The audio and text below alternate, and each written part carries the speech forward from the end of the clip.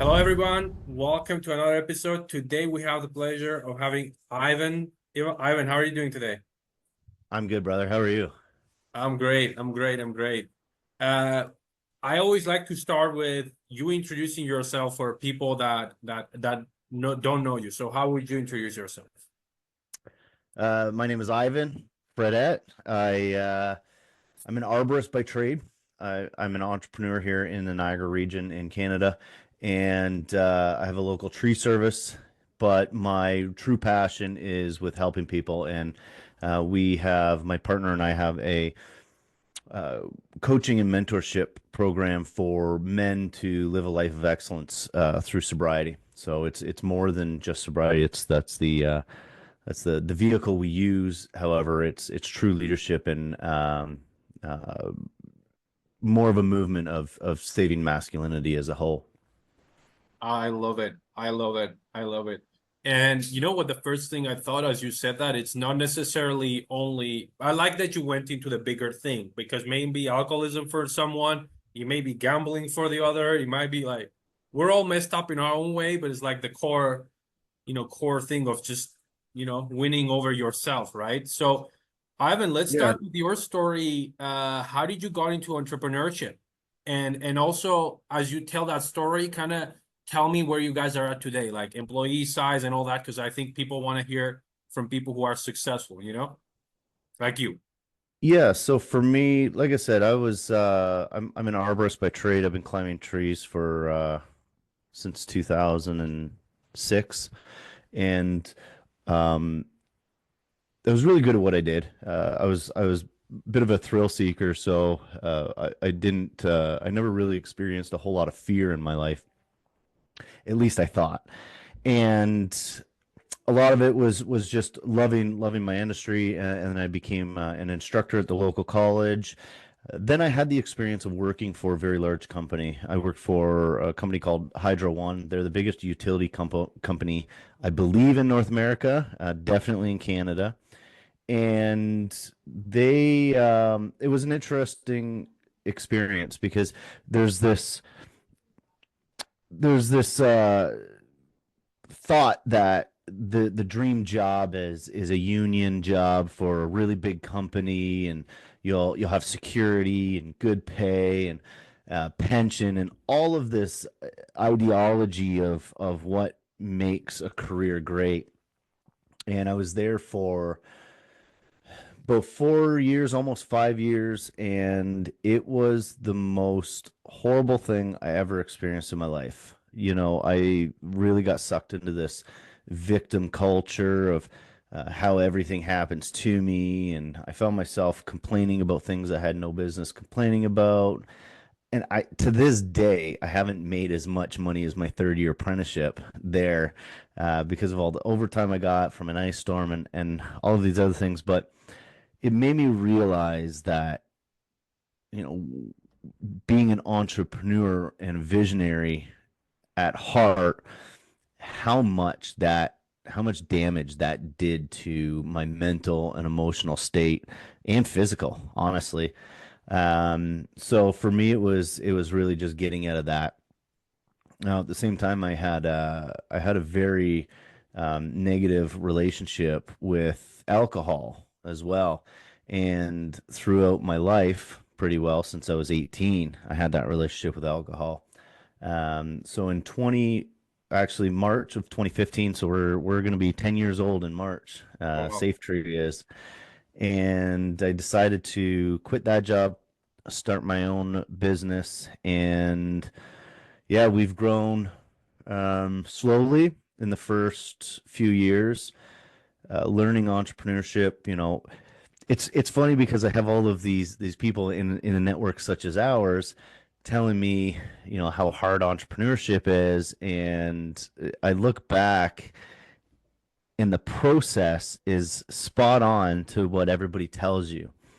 And all of the steps and things I had to learn along the way, there's no shortcut. You have to experience these ebbs and flows in order to understand how the next step of the process is going to work. So, entrepreneurship has taught me one thing It's that falling in love with the process will develop a growth mindset more than anything on the planet.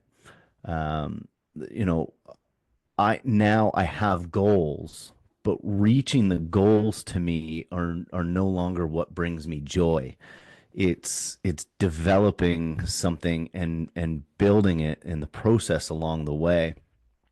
So that's probably the best part of it. But when I decided to 4 years ago, December 26th, I decided to quit drinking. And at that point, that's when I got clarity, sobriety, and things really started to happen. We were at, I believe, just under $800,000 revenue at that point. Horrible culture, guys calling in sick, coming in hungover, Yeah. myself included.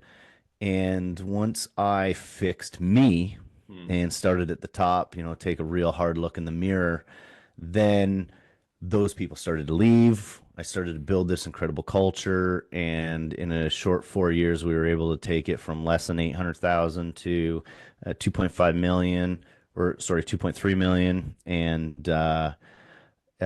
we've got 26 employees now, a great leadership team, a full-time mechanic.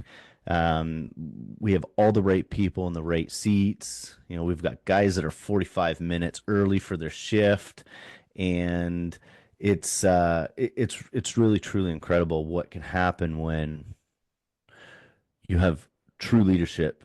You take responsibility. You take a look in the mirror, and I don't think we've had anybody call in with a hangover or come in hungover or anything to do with that in like 3 full years, which is spectacular for our trade.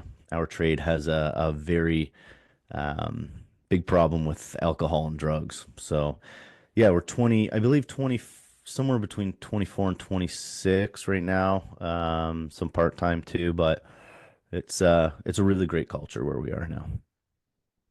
That's amazing. Ivan, you touched on a lot of stuff that I want to go in depth, but basically you quit that safe job. You moved to doing your own thing, 10 years ago, and slowly been building. And I probably figure that, quit drinking was probably a big accelerator to that next level. So for you and I have two things. First of all, I think we can relate because whether you're addicted to that or you're addicted to something else, for me it was like internet and like video games and shit like that, and to the point that it consumed me, right? There is people who are fine in alcohol, video games. For me, it was like it freaking consumed me, and it probably consumes you. So what do you have to say? And obviously you have the Ironclad Brotherhood, that where you guys actually have the accountability and everything. We'll talk more about that later, but like what do you like what's the biggest tip and piece of advice that you have for someone that's at that stage right now? They're dealing with one addiction or the other. Yeah, it's actually very simple, Armin. It's ownership. It's ownership. It's the true belief that you have exactly what you deserve, and everything in your life is a cause of the decisions that you've made. You know, for me, it wasn't the act of quitting drinking itself. It's that, yes, that brought a lot of clarity, but what it was truly was ownership. It was the first time in my life I had a good hard look in the mirror, and I took ownership over everything in my life. And I mean everything. There is my responsibility as a man. I was putting off so much and blaming so many things on external factors and other people that I was so blinded. So if somebody wants to make change in their life, and it's not just addiction, it's anything in your life, it's a career, it's truly just, and I know it's starting to sound like a buzzword, the word ownership, but I'm telling you, like I couldn't. Armand, before I quit drinking, I had to brush my teeth in the shower because I couldn't look at myself in the mirror. And it wasn't how I looked, is that I couldn't face that man because deep down I knew that I wasn't living congruently to the man that I wanted to become. And in order to do so, like I had to take full responsibility for everything in my life, no matter what. And that took a lot of courage too. It took a lot of courage to do that. So if I was to sum it up into one thing, it's ownership and courage to make the choices. I literally, so as you were answering, I love that answer. As you were answering, I put myself almost like weirdly in the situation I was in when I was, addicted to that. And basically, you said everything that's happening to you right now, it's your freaking fault. Yeah. And just hey, like I think like the and it's getting me emotional, but it's the truth. I mean, we get like it's the thing that whatever that thing is that we're addicted to is the thing that mm, dams us down to not face reality, to not say, Yeah. hey, this is you reached here and it's all you, and this is the consequences of your actions. Wow. And it's just this is why you're here. That's so powerful.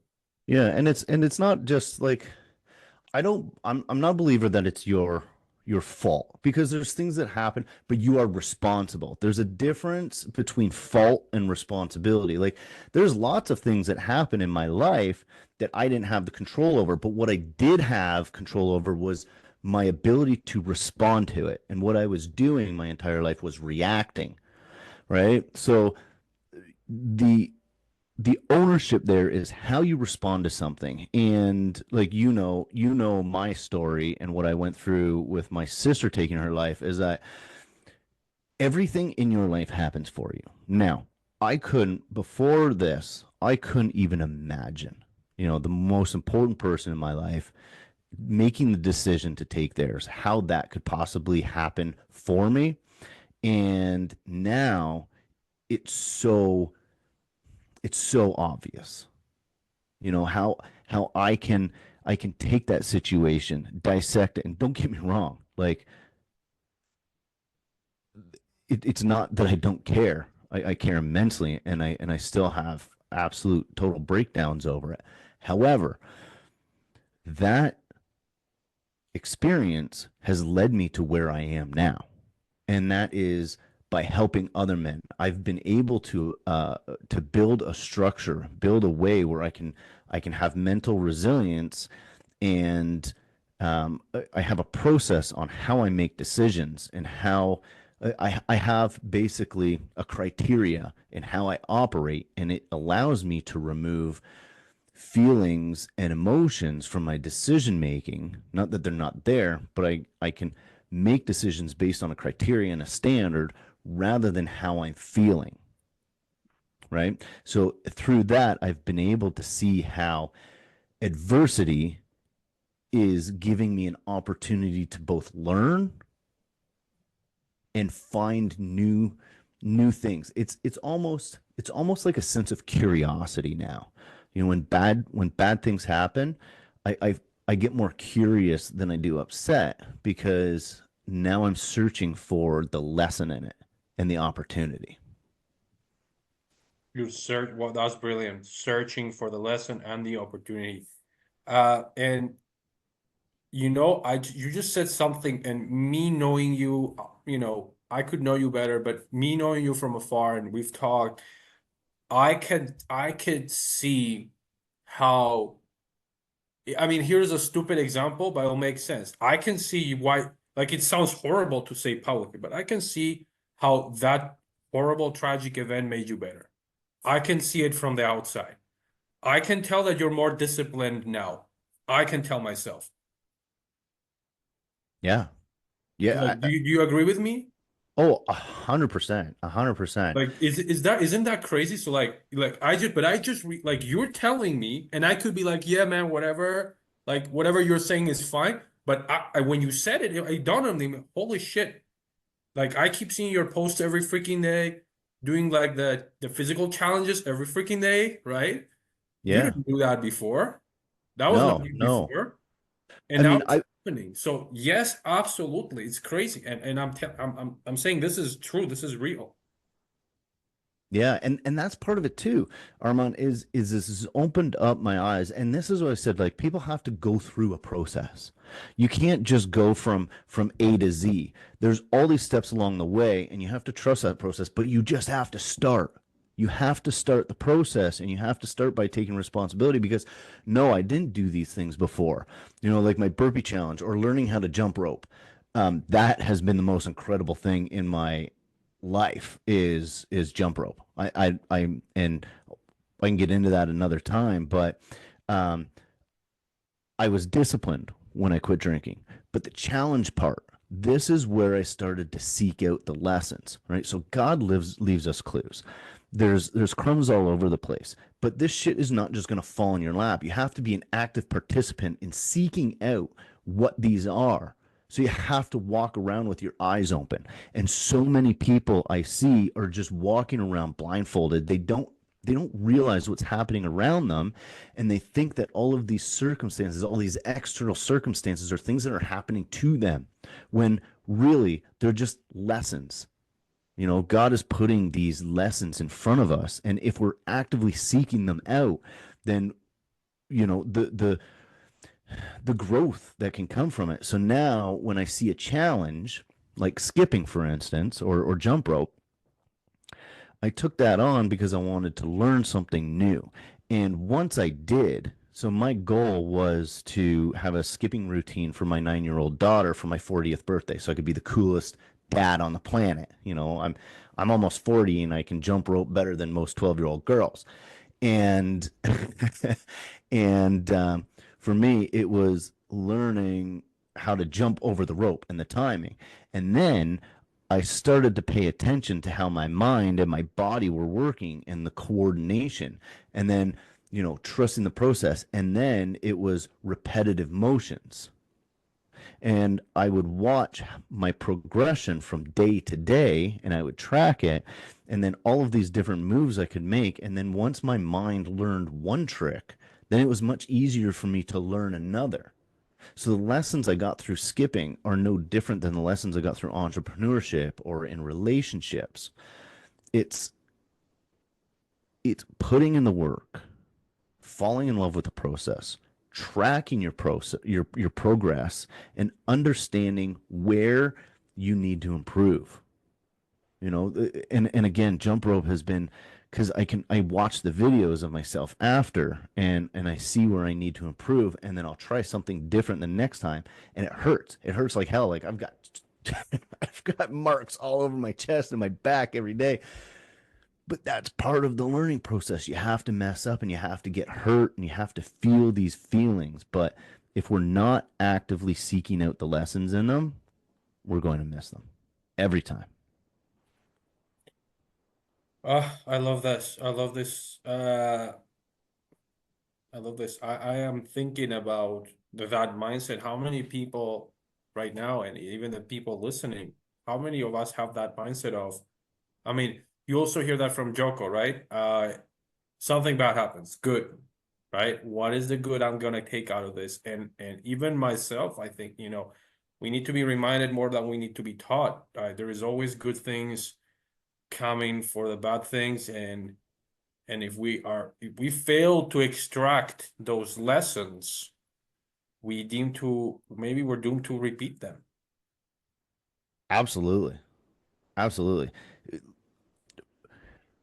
So I do an inventory every once in a while. I do an inventory on many things. I do an inventory on myself, especially, but every once in a while I do an inventory on the people around me. And not that I'm analyzing or judging people, but I want to see how people as a whole are operating, and I try and do maybe not the opposite, well, most of the time the opposite, to be honest with you, but I try to operate a little bit differently because the masses seem to work in this in this flow of like almost like in a trance, you know? Yeah, yeah. So I do an inventory on people and how they're behaving. And one thing, I'm on this kick right now of growth mindset and why we have growth mindsets rather than a fixed mindset, and just how people think when they're presented with an opportunity or a challenge and how they see it, what makes us, what gives us a mindset. And we can alter the way we think. You know, we think the way we think based on our experiences, what we've been told, the education system, all of these things determines how we think, but we can change that. You know, we can seek out, and this is where adversity is probably the biggest advantage that we have. If you have adversity in your life, if you have these bad things that happen, they're the biggest lessons, and you can learn the absolute most from them. So again, it's just a paradigm shift. You know, if you can see things with more of a growth mindset and find opportunities in them, then ultimately you'll grow yourself. Very true. Very true. Talk to me about, I want to go deeper on the inventory of yourself and then the inventory of other people. So what are you looking at on those two types of inventories? What are you looking at, you know, to basically make you better? How's that work? Yeah, so my inventory on myself, I use a structure that I developed, and this is what I use because when quitting drinking, I couldn't do AA. And I mean, I get a lot of flack from this, but I feel like AA is a victimhood culture. Anybody who sits around in a circle and introduces them and attaches their name. So I'm Ivan and I'm an alcoholic. Well, to me, that's a self-fulfilling prophecy. And how am I ever going to get away from that if I could keep repeating that? You know, you're telling your subconscious mind that that's what you are. So that's what you always will be, you know. And so I couldn't do that. And I refused to do that. So there was nothing really out there. So I developed my own kind of structure. And what I did was I call it learn to build armor. And armor being, protecting myself from adversity so I never kind of fall back. So I can have this cycle of continuous improvement. Learn is my core values. It's leadership through action, evolve to greatness, accountability to oneself, resilience in the face of adversity, and no surrender. Those are my core values right there. And then armor are the five pillars of my life that I'm consistently working on. So this is my inventory.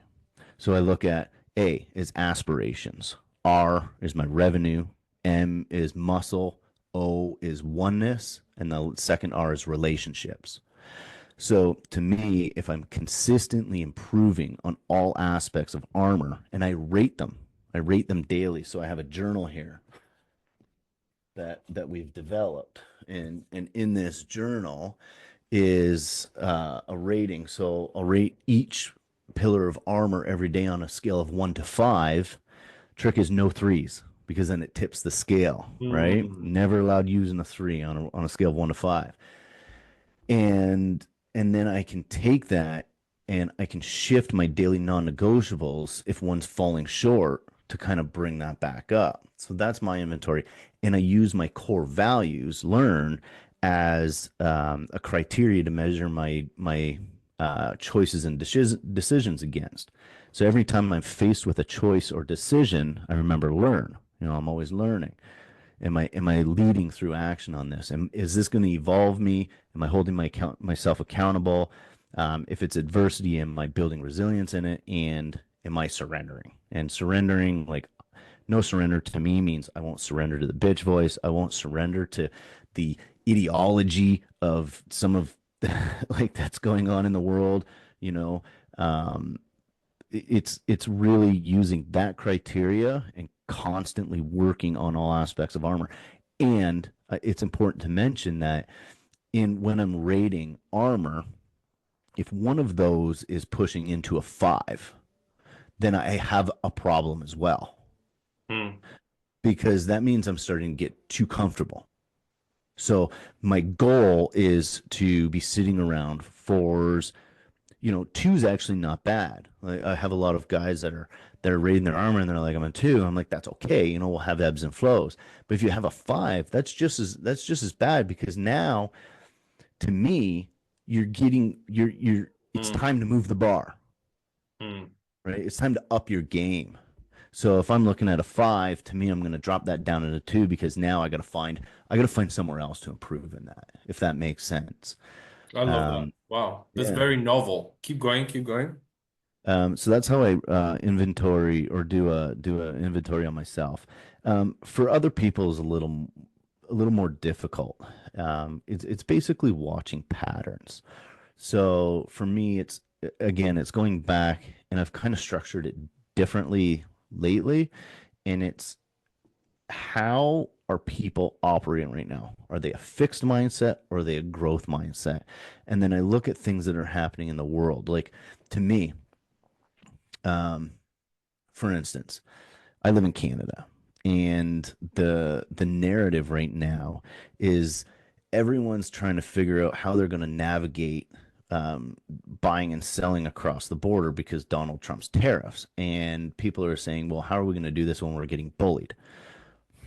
And I can't even handle it anymore because now we have an entire nation of people thinking that they're getting bullied by somebody else. How is that being bullied? We should be calling this motherfucker and thanking him. We should be thanking him for exposing all of the issues that we've allowed to happen over the last few decades on why we weren't correcting these problems before. Why are we relying so much on somebody else as a nation that when one nation makes changes, it affects so much of our like you don't when you don't invest all of your stocks into one stock, right? You have a portfolio. Right? Canada has more resources than most, probably more resources than any other country on the planet, and like it's remarkable to me that we think we're getting bullied. That like, how is it bullied that this man wants to do the best for his country? He wants to do what's best for his country, and just because that's negatively affecting us, it's his problem. No, no, no. This is our problem. We have to own up to this, and we have to make the changes that are best for us, right? So it's that kind of thing that I look for. I look for these patterns and how people, which way the masses are going, and then I hold them to a criteria of, is this a growth mindset or is this a fixed mindset? Because the fixed mindset is that this is going to be horrible. This man is bullying us. Or the growth mindset is, look at the opportunity that he just gave us. It's going to be tough for a couple of years, yeah.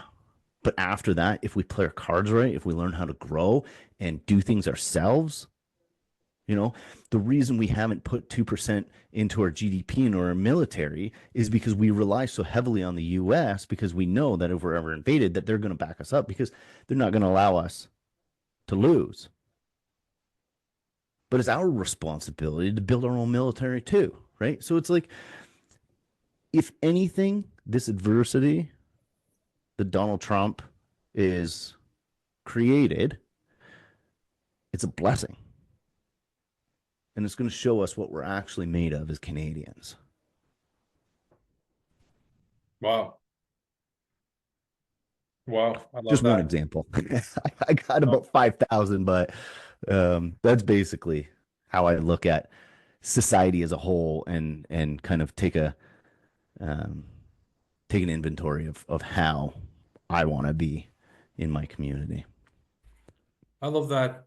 That was a brilliant, I would say, I would call it, you probably have, I mean, you have your own terminology for everything, but I would say it's like a life operating system. If we just had to put it in one line, it's your life Yeah. operating system and it's yours and it works for you. But what I really liked is that, you know, I mean, how many people, I don't, I mean, I think maybe I have them, but I don't have them as clear as you do. How many people have clear core values on their life? Clear core values, like I have core values, but do I measure myself against that? That's a whole Yeah. different, better standard that I should be getting myself into. It's like, okay, when it's 1 to 5 in integrity, in learning, actions, leading through example, right? No, not backing down, not quitting, whatever you want to call yours, right? I think that's probably a better approach overall to life, you know? Yeah, I mean, eh, ev I talk to so many people about this stuff, and everyone, not everyone, so many people come to me and they go, "Well, how do I know what to do? How do I know what to do?" Well, what criteria do you have to help you make that decision? And so I try and operate my life like a business. Like you said, I have my operating system. That's my operating system. Your business needs to run off an operating system. Our business runs off of EOS. It's a great, Gino Wickman's created a brilliant operating system. And that's where I learned a lot of this from is when you have an operating system, it allows you to remove the emotions and the feelings out of your decision making because we know emotions and feelings are they lie to you for one, right? True. If you listen to your head, it lies. If you listen to your heart, it breaks. But if you listen to your gut, and your core values come from your gut. That's why I relate them to a core. Like I listen to my gut, my core values. And if you have that criteria and you build this system, right? A company runs off of systems and processes. You have a vision in your company. It's no different. I set out a vision. I set out a criteria and a standard to measure myself to, and then I follow this system to a T as much as I possibly can. I mean, we are human, there's variables, but um, as long as I hold myself to this standard, then whatever I do in my life, whatever decision I make, I can live with it, whether I'm right or wrong, right? Because right and wrong is subjective. That's a societal decision. If I go to my core values and what means the most to me, then I can live with every decision that I make. This is amazing. This is amazing. So, I would say a good, as I'm thinking, my podcast, Ivan, is all about implementation. So I have like a page worth of notes already. And I'm saying, for all those people like me, like that now maybe they don't have, and I think again, like it just put that to paper, but they may not have life core values. They may not have that vision. Like so like what else? Let's talk about because you brought up vision goals, right? So like what do people absolutely need to have? They Purpose. need to have some sort of life core values, right? Let's just discuss that. So like if you get out of this call, minimal, just figure out that one. Two would be some sort of goal setting, so you can talk about that. And then what else do you think what type of other structure do they need to actually, I mean, freaking businesses are the prime example of efficiency and progress and success, right? The right structure. So tell me, what do you think? Purpose. People need a purpose, Armin. There's so many people who don't have, well, it comes to you're going to struggle. You're going to struggle developing a set of core values. You're going to struggle developing a vision and your aspirations if you don't have purpose. If you don't know what your identity is too. You know, I had to change my identity. No, my identity is not my purpose. I had to like I was before I quit drinking, I was 245 pounds. Um, I was a drinker. I used every excuse to do that. That was my identity. My identity changed like that because I made an emotional change. So a lot of people think that they're going to make a behavioral change. I'm going to just start doing things differently. They'll do a behavioral change and then they'll get a performance change and then they'll become the person that they want to become. Well, it doesn't work like that. It only works in one order. You have to make the behavior or the emotional change first. You have to become that person within yourself. Then you make the behavioral changes. And that's when you'll get the performance change after.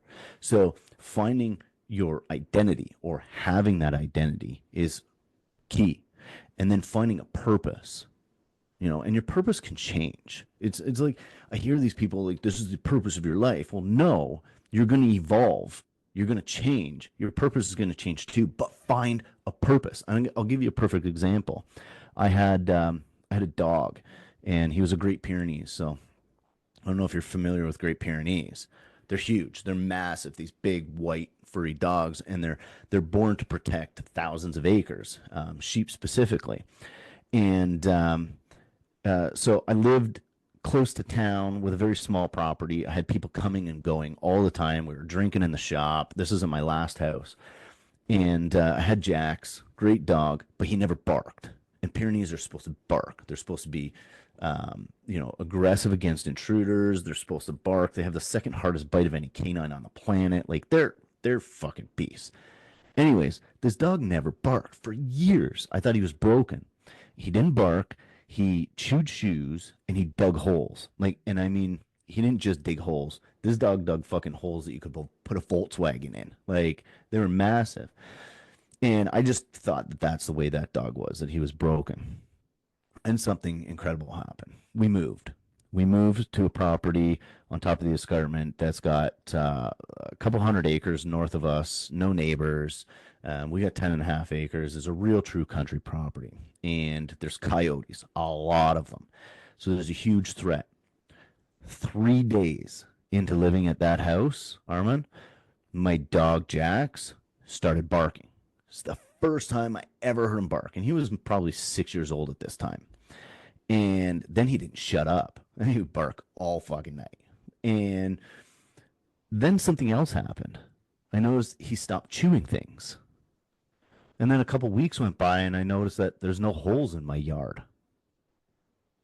And then it dawned on me that my dog found purpose. We are no different than canines. When we have a purpose, we find our voice and we stop chewing shoes and digging ourselves into holes. And chewing shoes and digging holes are showing up in these vices that we have, whether it's drinking, porn addiction, video games, what these passive aggressive attitudes that we have. This is how it's all showing up. But if we have a purpose, then we find our voice. And then once we have that, it's much easier to put all of this operating system together. And that purpose might be tied to your job. It might be tied to your family. But your purpose is not to provide for your family. That is your responsibility. I talk to a lot of people, and when I ask them what their purpose is, what their why is, and they say, well, it's to protect and provide for my family. I'm like, no, that's your fucking responsibility. That's not your purpose. Right? So and this is when coaching comes into play. I'm doing a lot of coaching now. I have coaching clients, personal performance coaching using this criteria that I've built. And there's a lot of people that just don't understand how to find their purpose. So working with somebody who knows is crucial to part of this process too. Or reading. Reading is a perfect example. You can get somebody's entire life story for $35. It's books are the highest value of anything you could ever have in your life, as far as I'm concerned.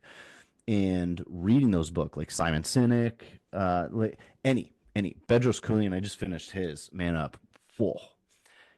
But having these tools and making these moves, finding your identity and your purpose will make it so much easier for people to build their operating system, being their core values and criteria, and measuring themselves and having aspirations. And it's the structure I use is I have a 10-year goal and a 3-year goal and a 1-year goal, and they all work together to reach that. and then I break it down into 90-day chunks, and then I break it down into daily non-negotiables. So every single day I work on things that are going to move me closer to those 90-day goals, that are going to move me closer to the 1 year. It's really a simple structure. It just takes time. You got to sit down, you have to understand, you got to look in the mirror, take the responsibility. It's all of these steps that we have to go through, and there's no cheat sheet. There's no fast tracking it. It's just something that you got to do, and you got to start. That's it. I can't remember what the original question was now. No, I'm sorry. It's you just did answer it. You did answer it. I talked to you about like, is there anything else? You started with purpose. You just went super did on purpose, which I loved because I think it's something that if like I'm thinking like everything you say, I'm like, what about me? Like, what am I at in this like range of I know my purpose, I'm clear. And that's what you guys listening should ask yourself. Like on a scale of 1 to 10, how clear is my purpose? Mhm. Um, and even my employees, like how clear is their purpose? What were And you put on this planet to do? You're not put on this planet to go through every day like Groundhog Day and work your whole life to retire just to die. I see all these guys that work their whole lives and the goal is retirement. I'm like, that sounds awful. That sounds like retirement to me sounds like the most brutal thing on the planet. Like, what the hell am I going to do with myself? yeah, Like, yeah, no, like I don't know the meaning of life, but I certainly know the purpose of life. And that is to learn and grow and then take what you've learned and teach and help others. There's the knowledge kept is knowledge stolen. So if you're just drifting through life like it's Groundhog Day, like what how could you even have any purpose at that point?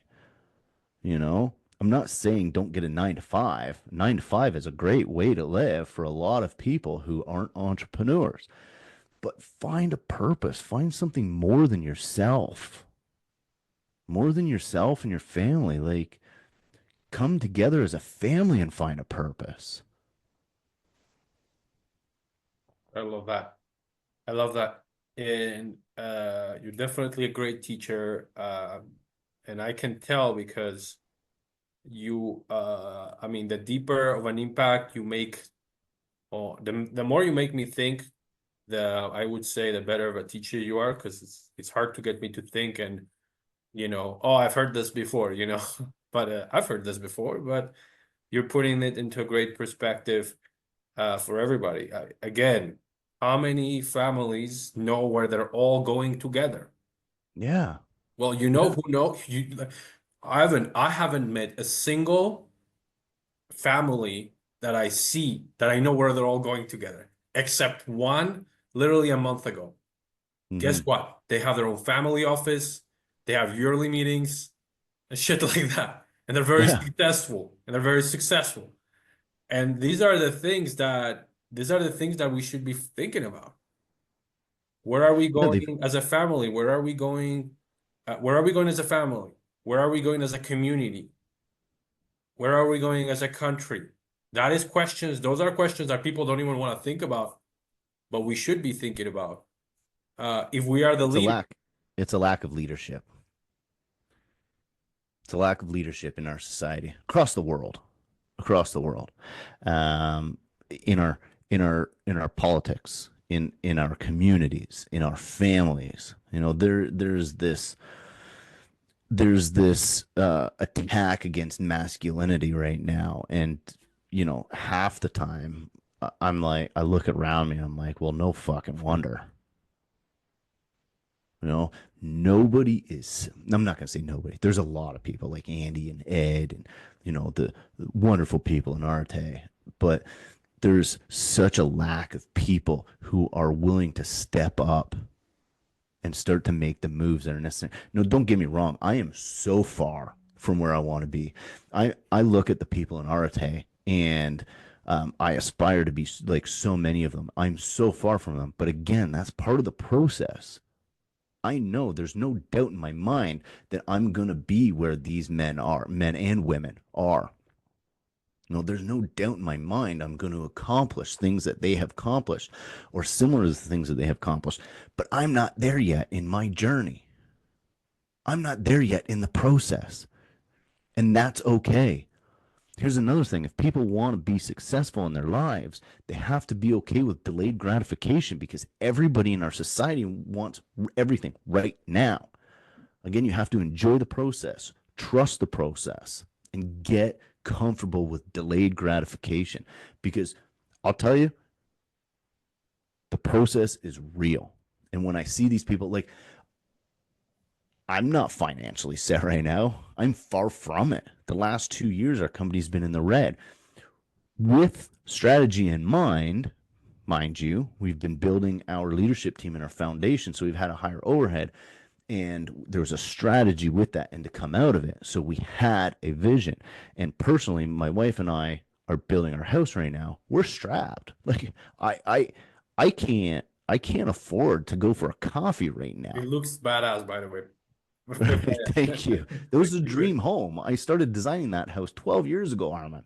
And I Wow. kept waiting for the right time and waiting and waiting and waiting. And then finally I said, fuck it, I'm not waiting anymore. We don't have the money, but we're doing it. I'm taking action because I'll figure it out. Because all the adversity that comes with it is just more opportunity to find other avenues on how to make it work.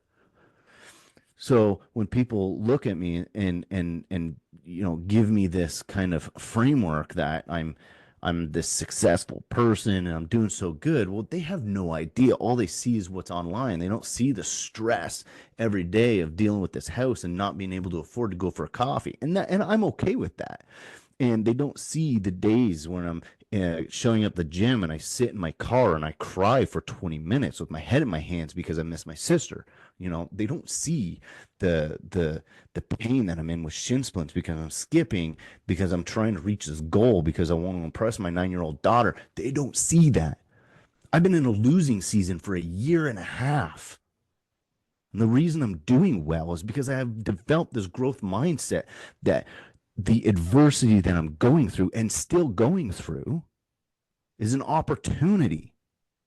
Because I'll tell you, once I do hit a winning season, I'm going to take off like a fucking rocket. Facts. Yeah. And that's what people don't see. They don't see the grind. They don't see all the work that's put in. True, true. I had one of my hardest days, I don't know, like in a while, probably 7 days ago, 2 weeks ago. I don't know, something like that. 75 hard got done, no matter what. And it's kind of like this continues to be exactly what you're saying. No matter what, the shit that had to be done got done. No matter how shitty you're Yeah. feeling, you don't want to get out of bed, whatever it is, shit needs to get done. I think that is the mindset, Ivan. Yeah. That is And the you know mindset. what? There's days when I don't get everything done that I'm supposed to. There's days. Keep But moving. Keep you, moving. you keep moving, Keep moving. and win more days than you're losing. That's Yeah. and we've heard that. Everybody says that, whether it's Grant Cardone or Andy. Everybody is the same thing across the board. Win more days than you're losing, but you just keep going. Doesn't matter how many times you get kicked in the balls. You just get the fuck up and you keep moving. So, for me, it's just do the work, measure your progress, and have a criteria to keep your standard up. Man, that's amazing. I wanted to dig into business, but literally everything you just said is business. Yeah, There's nothing you didn't say that was not directly applicable to business. I'm sure you're teaching this to your 26 people, and by them understanding all these principles, they're becoming machines on their own. So, if you guys came here for business, this is still business.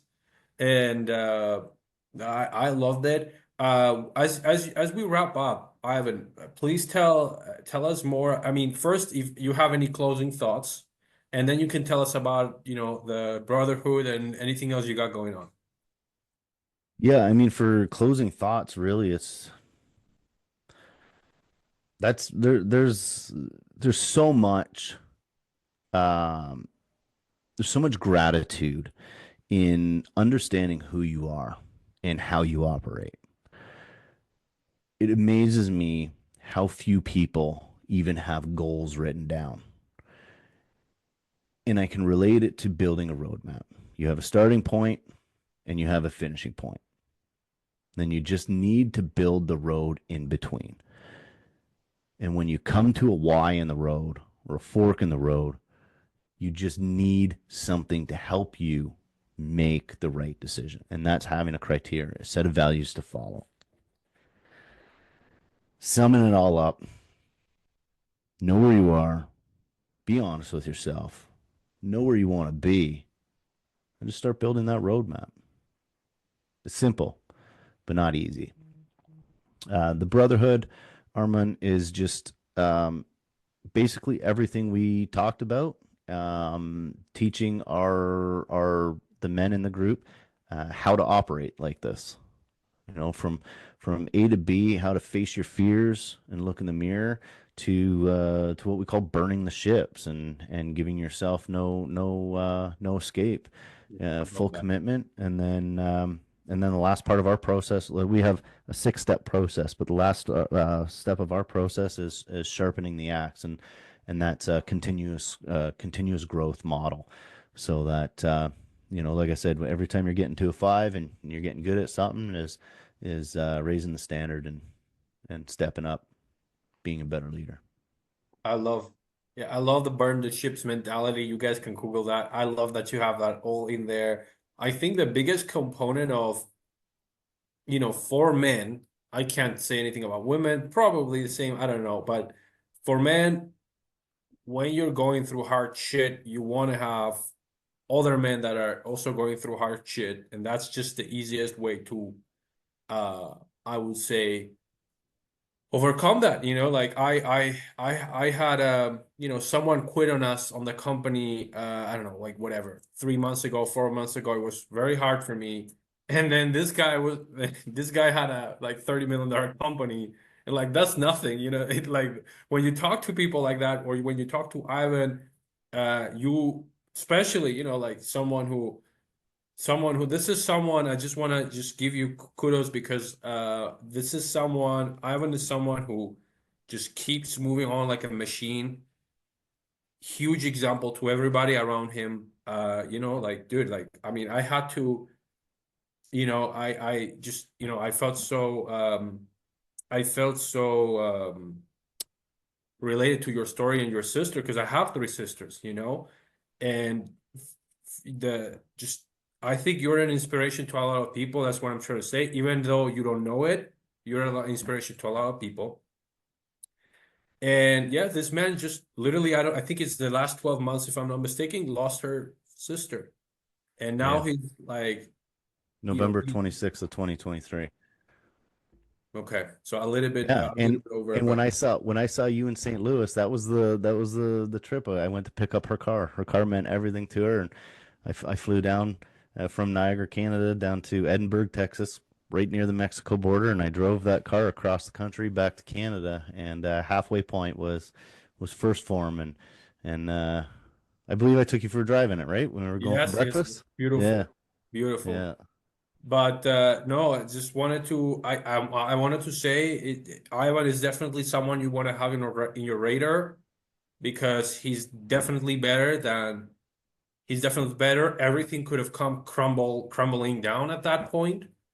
And it freaking didn't, and there is okay, and it's okay if there was a point where like we all need the grieving time, but shit didn't come crumbling down, and he got better. Like that's the biggest, like there's no better rating of how freaking I did. Hey, I kept moving on, I hold the fort, and shit got better eventually, right? In all aspects. So just kudos to you. Thank you so much for, just keep doing what you're doing. I'm here to support you. That's all. yeah, yeah. Find a way to keep growing in a losing season. Amazing. And what about if people want to just personally connect with you? So ironcladbrotherhood.com, right? Yep. IroncladBrotherhood.com. Follow me on Facebook, Ivan Fredette. Ironclad Brotherhood on Facebook. Um, Honestly, I'm not too good with Instagram yet. It's on my radar. I gotta learn how to use. We do have an Instagram account that my partner Larry manages, and TikTok, but I couldn't tell you offhand. And yeah, the website's up and rolling now, I believe. Our pilot run has completed. We've got some testimonials from some men in there, and we'll be releasing our 6 week program here real soon. Amazing. Amazing. Thank you so much, Ivan. This was great. All right, brother. Thank you. I Thank you. appreciate you, Have Armin. a good day.